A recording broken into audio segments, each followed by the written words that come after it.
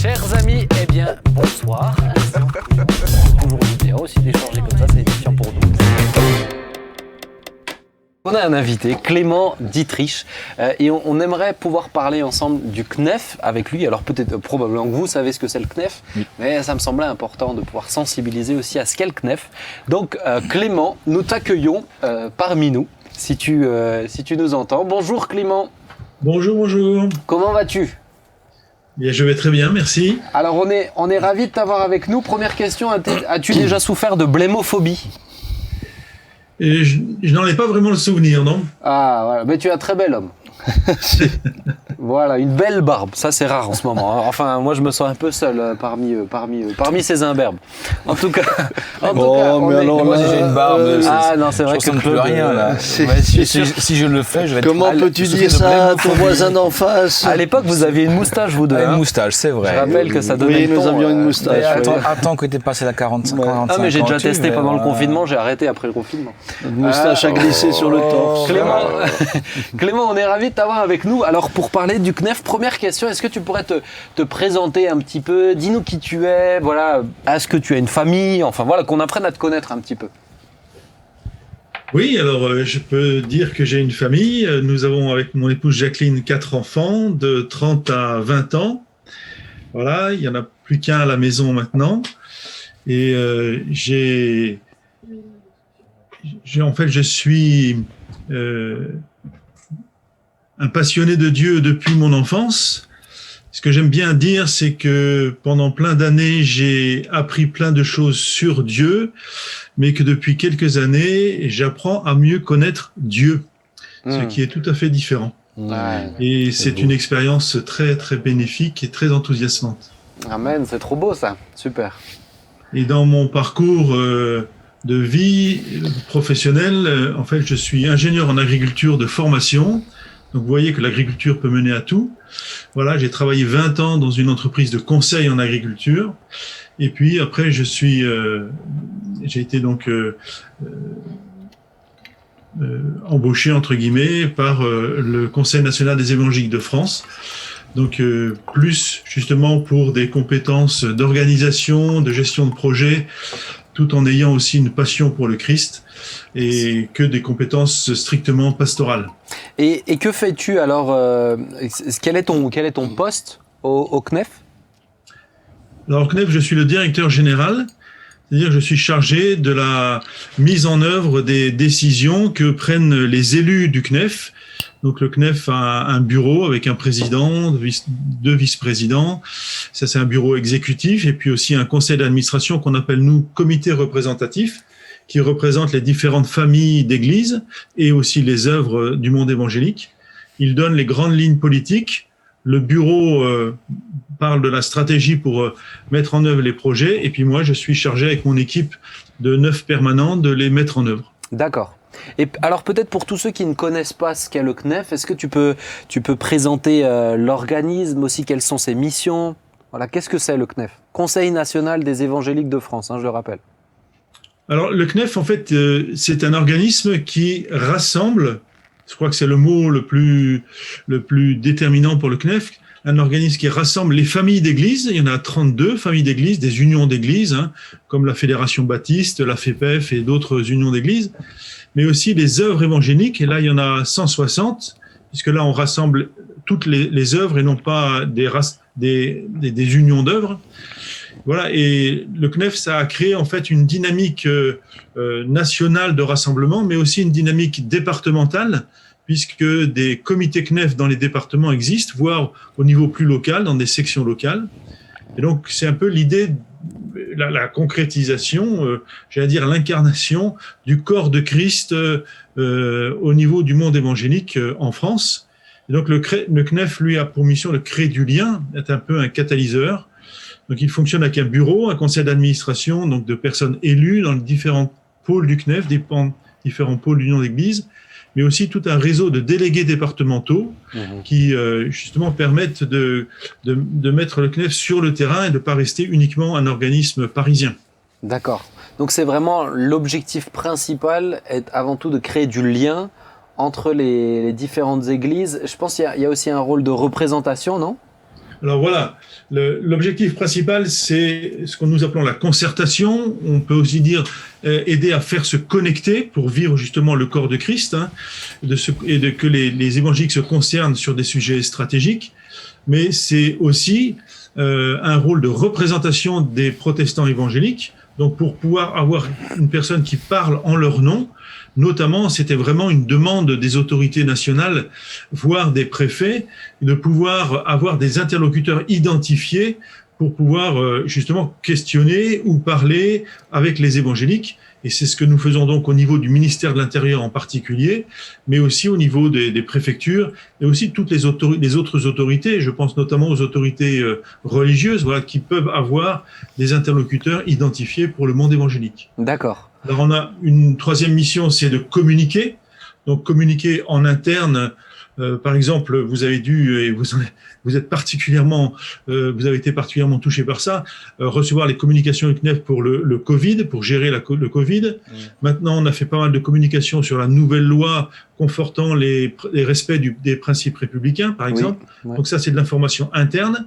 Et puis en externe, bien, on a un Romain Chouanet, qui est notre directeur de com, qui est en rapport avec les télés, les radios, les journaux, mais aussi Thierry Le Gall au niveau d'une population particulière qui concerne les parlementaires, qui gèrent justement les relations avec ces personnes. Oui. Et puis, la quatrième mission, c'est d'animer des projets nationaux. Donc ça, on n'en fait pas beaucoup, parce que chaque union d'église a aussi ses propres projets ou des œuvres. Mais voilà, quand il s'agit je pense à Bouge ta France, que nous avons fait en 2017, par exemple, au nom de tous les membres du CNEF. Donc on a animé ce projet-là. D'accord. Et comment une église peut... Est-ce qu'une église peut vous faire appel à vous pour des choses spécifiques, ou un mouvement d'église peut faire appel à vous pour des choses spécifiques, ou c'est que ça va que dans votre sens, la communication vient que de chez vous, ou une église peut vous solliciter, ou des choses comme ça, ou pas du tout? Alors, beaucoup d'églises nous sollicitent, beaucoup d'unions d'églises aussi. Mais quand je dis nous sollicite, le CNEF, en fait, c'est le regroupement des unions d'églises. Donc, le CNEF, c'est les unions d'églises et les œuvres. Et par exemple, si on a travaillé récemment sur la question de la formation et de la vocation pastorale, et là, on a reçu une demande de plusieurs dénominations en disant on voudrait que le CNEF s'occupe de mettre en lien des gens passionnés par la vocation pastorale, qui voient le ministère de pasteur comme quelque chose un beau ministère, et qui voudraient le positiver et donner envie aussi à des frères, à des sœurs de tester ce ministère. Donc là, nous avons reçu une mission, voilà, de plusieurs unions d'églises, en disant faites un travail pour que cette idée de la vocation, et qu'on puisse aussi proposer dans les églises des lieux d'accueil pour des gens qui sont intéressés et qui puissent voir pendant quelques semaines, quelques mois, ce qu'est le ministère pastoral, et que le pasteur n'est pas juste occupé le dimanche et puis qui va à la pêche le reste de la semaine. Donc voilà, c'est typiquement un type de demande que nous avons reçu d'unions d'églises. Nous recevons aussi beaucoup de demandes d'églises sur l'aspect juridique, mais aussi sur d'autres aspects concernant la jeunesse, concernant d'autres sujets, et nous leur répondons. Donc ça va vraiment dans les deux sens. Nous sommes missionnés pour être à l'écoute de nos membres. D'accord.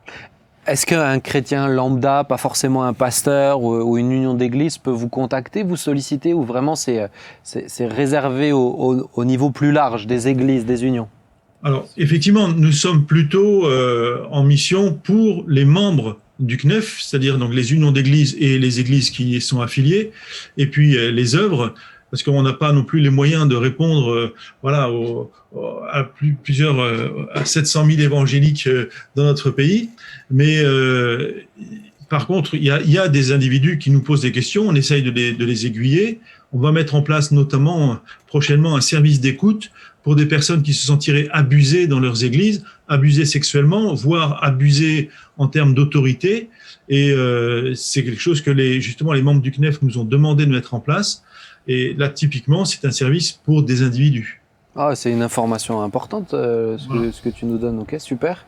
Est-ce que les frères, vous avez des questions? Peut-être pour ceux qui nous suivent, Clément, Oui. Qu'est-ce qui différencie le CNEF de la Fédération protestante, puisque évidemment la Fédération protestante regroupe aussi des églises évangéliques, entre autres. Donc voilà pourquoi le CNEF existe-t-il à côté de la Fédération protestante, pour tous ceux qui se posent la question. Alors, je ferai la réponse que nous donnent en général justement les unions d'églises qui sont à la fois à la Fédération protestante et à la fois au CNEF.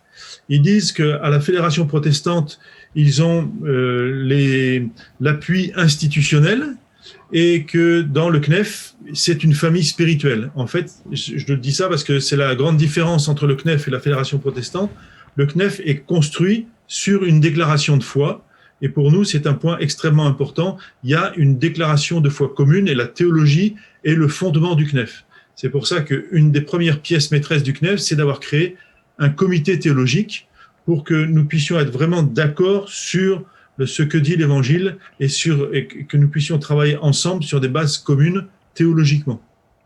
Donc, nous avons également une mission de représentation, comme la Fédération protestante, parce que nous estimons devoir justement parler au nom des évangéliques, qui n'est pas forcément un discours qui est toujours calqué sur celui de la Fédération protestante, mais nous entretenons aussi les relations les meilleures possibles avec la Fédération protestante, en étant tout à fait conscients qu'il y a des évangéliques qui sont dans les deux structures. Mmh. Alors une question simple, combien d'évangéliques sont représentés dans le CNEF? Quel est le pourcentage de l'ensemble des évangéliques qui est représenté au sein du CNEF? Alors, c'est plus de 75% des églises évangéliques qui sont représentées au sein du CNEF. C'est pour ça que nous pouvons dire avec ce taux-là que nous avons vraiment une assise représentative, quoi. Est-ce qu'il y a beaucoup d'églises qui ne sont pas représentées par le CNEF ou dans vos estimations, ni par la Fédération protestante, ou des églises un peu, je dirais, autonomes qui ne fonctionnent qu'entre eux, ou pas du tout? Alors, tout le monde est représenté. Je dirais qu'il y a à peu près 10% des églises qui sont dans des unions d'églises dûment construites, mais dont les unions d'églises ne souhaitent pas... Voilà, c'est 10% d'unions d'églises qui ne souhaitent pas adhérer à une fédération parce qu'elles pensent que théologiquement, ce n'est pas juste. Donc, elles sont hors fédération. Pour certaines d'entre elles, on a des contacts avec elles. Elles reçoivent aussi des informations parce que nous élargissons notamment sur toute la mission d'information externe ou voire interne. Nous élargissons au-delà des membres stricts du CNEF parce que nous voulons servir l'ensemble du corps de Christ.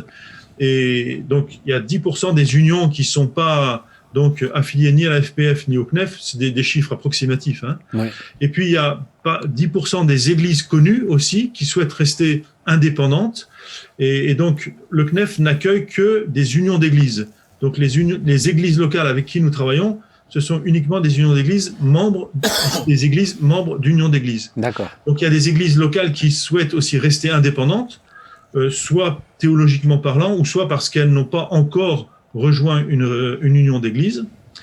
Et puis, il y a également beaucoup d'églises, souvent de personnes d'origine étrangère, qui justement se sont établies, mais restent. Alors, certaines veulent rester dans une logique justement liée à leur pays d'origine. D'autres ont du mal à s'intégrer dans les structures de représentation françaises. Mmh. Et là, nous avons un gros travail entamé avec ces églises pour justement créer des passerelles, parce que plusieurs sont volontaires, mais n'osent pas forcément venir vers nous. Donc, nous faisons un travail pour aller vers elles. Et ça, c'est vraiment un gros travail de nos délégués départementaux, parce que c'est sur le terrain qu'on connaît ces églises. Mmh, d'accord. Claude, tu as une question? Oui, j'avais une question concernant la représentation, en tout cas, du CNEF auprès des autorités, auprès des institutions politiques. Est-ce que vous considérez aujourd'hui que les évangéliques sont des interlocuteurs? Est-ce qu'il y a une forme de respect, de considération dans les échanges que vous pouvez avoir avec eux? Est-ce que le CNEF a du poids sur le plan politique? Alors, nous sommes considérés tout à fait, et d'ailleurs les autorités gouvernementales ont depuis toujours dit que c'était vraiment un excellent projet que d'avoir fait le CNEF pour qu'ils aient justement des personnes identifiées comme interlocuteurs. et qui a donc eu, à travers le CNEF, ils ont vu une volonté de rassemblement et non pas de dispersion. Parce qu'avant, il faut bien dire que les évangéliques étaient plutôt connus comme c'était le mot classique, comme une nébuleuse. On parlait de la nébuleuse évangélique, tellement on n'arrivait pas à identifier qui ils étaient. Donc, au niveau du bureau central des cultes, qui est donc un bureau très proche du ministre de l'Intérieur, puisque les questions religieuses sont très chaudes en ce moment, nous avons une entrée extrêmement facile, et je crois aussi une image de sérieux, une image de gens, notamment à travers les aspects juridiques, puisque Nancy Lefebvre, maintenant, est quand même une juriste assez renommée et qui est vraiment spécialisée dans le domaine cultuel. Et les juristes dans ce domaine-là ne sont pas légion en France. Et je crois que nous avons fait vraiment un travail qui a permis justement de nous faire reconnaître comme des gens qui sont sérieux et qui veulent faire avancer la cause de l'Évangile, mais dans le cadre de la laïcité française. Et donc, je pense que là, nous sommes tout à fait reconnus. Pour ce qui est du poids politique, alors tout dépend ce qu'on entend par poids politique. Clairement, nous ne souhaitons pas peser comme un parti politique dans le concert justement politique de la nation. Par contre, nous croyons avoir et devoir avoir une parole prophétique pour dire les choses telles que nous les voyons avec notre vision du monde. Bien évidemment, dans un régime de laïcité, nous pouvons exprimer tout ce que nous voulons, mais nous devons aussi accepter d'autres positions et nous pouvons encore moins imposer notre vision du monde, mais nous croyons devoir dire notre vision du monde et la faire connaître aux différentes autorités politiques, que ce soit gouvernementales, mais que ce soit aussi au niveau de nos parlementaires. Et c'est entre autres pour ça que le service pastoral auprès des parlementaires a été créé. D'accord. Clément, je voudrais juste te demander de lever un doute qui nourrit l'esprit de certains. À ma grande surprise, dernièrement, je recevais le courrier d'une dame qui m'expliquait pourquoi elle ne voulait plus rester avec nous, disant que par le biais du net, ils ont eu l'information sûre et certaine que le CNEF était donc affilié aux francs-maçons. Alors, je pense que c'est important que toi, en tant que directeur général, tu puisses préciser les choses, puisque malheureusement, elles circulent et elles font des victimes. Elles font des victimes qui, par manque d'information, par méconnaissance également, et puis ensuite peut-être pour certains par déséquilibre, adhèrent facilement à des thèses comme celle-ci. Alors, je suis le premier à apprendre cette nouvelle et je peux affirmer haut et fort que nous n'avons aucun lien avec ces courants philosophiques que sont les francs-maçons. Donc là, que cette dame soit pleinement rassurée, je pense connaître de l'intérieur le CNEF. Par contre, je serais vraiment très intéressé qu'elle m'explique ce qui a pu lui faire affirmer ça. Maintenant, s'il était ce qui lui a fait affirmer ça, c'est entre autres le responsable d'une église qui disait qu'il avait les informations, etc. Et on est malheureusement un peu dans ce qu'on a connu ces temps derniers, une forme de complotisme, puisque dès qu'on parle d'organismes comme le CNEF, qui est en relation avec l'État, etc., automatiquement, ils ne peuvent pas être en relation avec l'État s'ils ne sont pas maçons, si ceci, si cela, et ces genres de raccourcis caricaturaux sont malheureusement employés. Maintenant, voilà. s'il était franc-maçon, est-ce qu'il dirait... Non, je vous embête. C'était une blague, Clément. Non, mais c'est vrai que bien-aimé, partez pas du principe que parce qu'un tel l'a dit, c'est forcément juste. Je pense aussi qu'il faut être capable de juger tout et se renseigner, creuser, poser des questions. Et puis, l'émission a sa place aussi. Mais d'où l'importance que ce soit Clément lui-même qui s'exprime clairement là-dessus, et que ce n'est pas parce que quelqu'un travaille avec les parlementaires que pour autant, pour travailler avec les parlementaires, il faut avoir des relations maçonniques, même si dans les parlementaires, il peut y avoir des maçons. Mais je pense que parce que aussi dans les parlementaires, il y a des maçons, ça c'est évident. Dans les chefs d'entreprise, il y a des maçons. Mais comme dit Paul, voilà, on ne peut pas avoir de relation qu'avec des gens chrétiens nés de nouveau dans notre société. C'est évident, mais c'est pas pour autant que si je serre la main d'un franc-maçon, d'ailleurs, je ne me souviens pas d'avoir serré la main d'un franc-maçon parce qu'ils le disent pas, mais c'est pas pour autant que je crée une relation avec cette branche philosophique qui était extrêmement présente. Effectivement, quand le président de la République réunit les responsables religieux, ils ont pris depuis quelques années l'habitude de réunir aussi des responsables des branches philosophiques, parce que la laïcité veut que on accueille toutes les idées possibles. Et donc, nous bénéficions de cette liberté de religion, cette liberté de penser en France, mais on ne peut pas écarter les autres. Par contre, fort de la présence du Christ en nous, nous restons très fermes et très forts pour ne pas utiliser des moyens humains d'influence auprès de notre gouvernement. Nous croyons que celui en qui nous croyons est beaucoup plus important et beaucoup plus influent que certains courants philosophiques. Mais je pense que justement l'origine aussi de ce genre de bruit, de crainte, pourrait être le fait ou d'avoir vu une photo, etc., où tout le monde est réuni, dont les maçons, ce qui ensuite amène des associations malheureuses et des interprétations. C'est le problème d'Internet. C'est le problème. Mais d'où l'importance que tu t'exprimes clairement là-dessus. Je vous remercie. On est heureux de le savoir. Donc si tu peux ranger ta truelle en tant que maçon, s'il te plaît. Alors Claude, tu avais une question à poser encore, et après j'ai une dernière question pour toi. Peut-être pour renforcer l'idée de qui est le CNEF, peux-tu nous dire en 2 mots son origine, sa naissance, sa durée d'existence, peut-être 1 ou 2 percées qui ont particulièrement été marquants pour les évangéliques à cause du CNEF, et peut-être 1 ou 2 défis qui sont devant nous, ou devant toi, devant le CNEF. En quelques mots, la conception du CNEF, c'était dans l'année 2001. Et sa naissance, c'était en 2010. Il a fallu donc non pas 9 mois, mais 9 ans pour que le CNEF arrive à maturité pour naître. Et un point important, justement, durant cette conception, ça a été une demande de pardon. Et ça fait le socle spirituel du CNEF. Parce que, je ne sais pas si vous savez, mais à l'époque, il y avait les Assemblées de Dieu, et puis il y avait aussi la FEF, la Fédération évangélique de France, qui, comme son nom ne le disait pas, était la fédération des églises non pentecôtistes, et à l'époque, ou juste avant, elle avait été la fédération des églises anti-pentecôtistes. Il y avait eu beaucoup de bagarres entre les pentecôtistes et les non-pentecôtistes.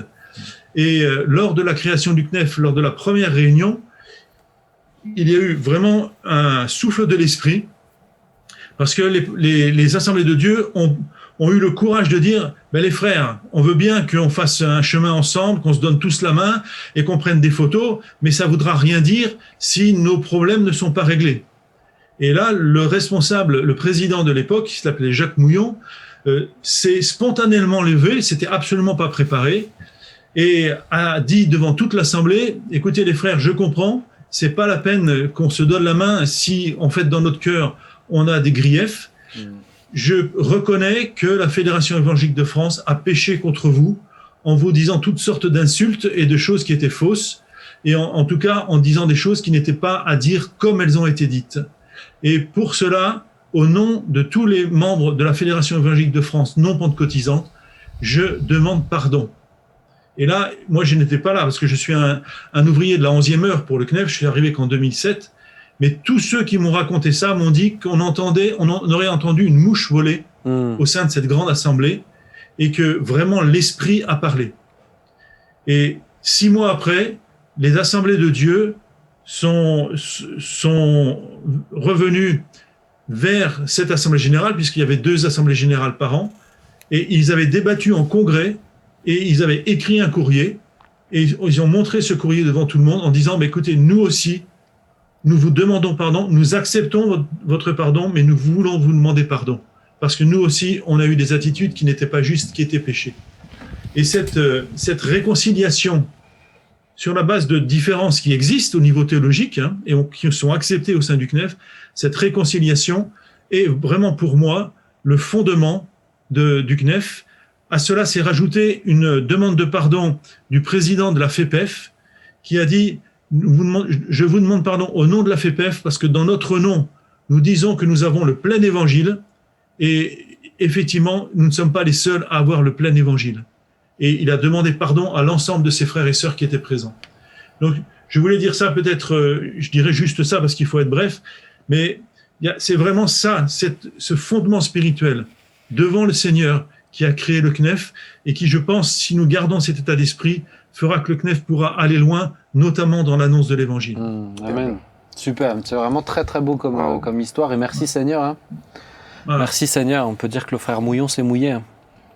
Oh, c'est très spirituel. Franchement là, non, c'est vraiment une très très belle histoire, Clément. Je voulais terminer. Claude, t'étais pas prêt. Ah ben oui, je pense qu'il est temps de terminer. Non, mais je voulais terminer avec une dernière question parce que justement, vous représentez 75% des évangéliques de France. Est-ce que, au niveau du CNEF, vous sentez une évolution du mouvement évangélique en France? Et si oui, quelle évolution? Comment vous voyez un peu les choses qui sont là en train de bouger? Alors, je pense qu'il y a plusieurs évolutions. Je vais être court parce que je crois que le temps est là. Mais une première évolution, c'est que je sens de plus en plus qu'il y a un vrai désir chez les évangéliques, même s'il y a une branche, enfin toute une partie des évangéliques qui sont plutôt sur l'approche, sur un besoin de consommation stricte, voilà, de bon culte. Il y en a quand même beaucoup et je vois de plus en plus qui sont sur une recherche d'une vraie connaissance de Dieu, vous savez, qui répondent à cet appel du Christ, entre dans ta chambre, ferme la porte et prie ton Dieu qui voit dans le secret.